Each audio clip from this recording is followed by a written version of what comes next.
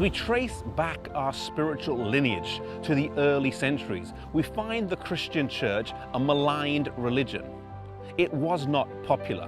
Many of the Christians in the early centuries paid the ultimate price for their faith with their lives. The Colosseum in Rome stands today as a testament of this fact. Under pagan Rome, the Christian church struggled along, but one thing was sure. The intensity of the persecution kept the church free from nominal and lukewarm Christians. If you were a Christian, you had to be all in. There was no middle ground. But in the 4th century, an event would come along that would change all of that dramatically. The conversion of Constantine changed the course of history for the whole of Christendom, and the roots of that come down here to York, England. In 306 AD, Constantine was declared emperor here.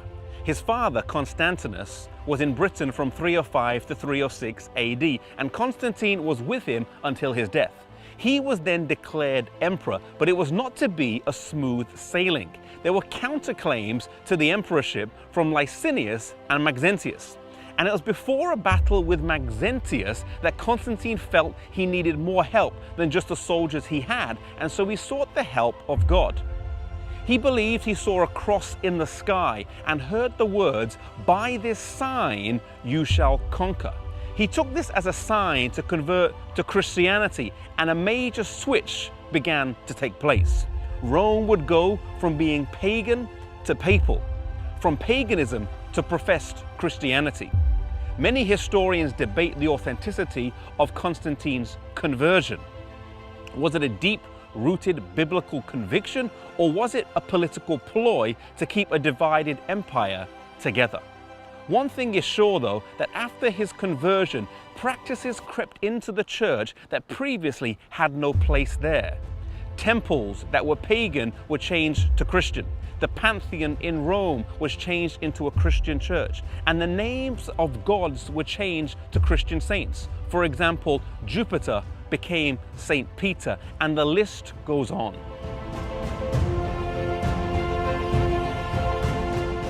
While some were happy for these changes and welcomed the lack of persecution and their newfound status, there were many Christians all over Europe who resisted these changes. For them, the persecution continued as they stayed out of line with the Mother Church.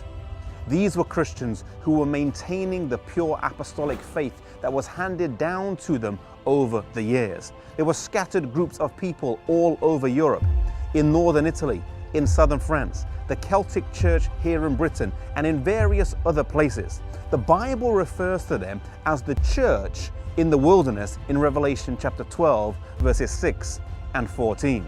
They were not always the biggest, they were not always the largest, but God would always have a people that were true to Him and that were faithful to His word. And so from this point on, two branches of the church would emerge. The recognized, the mainstream, but the compromised church, and then the persecuted, often the smaller, but the pure church. The question for us today is, which one of these two are we a part of?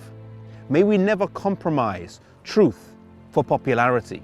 May we be faithful to God and to His word, no matter what the situation is.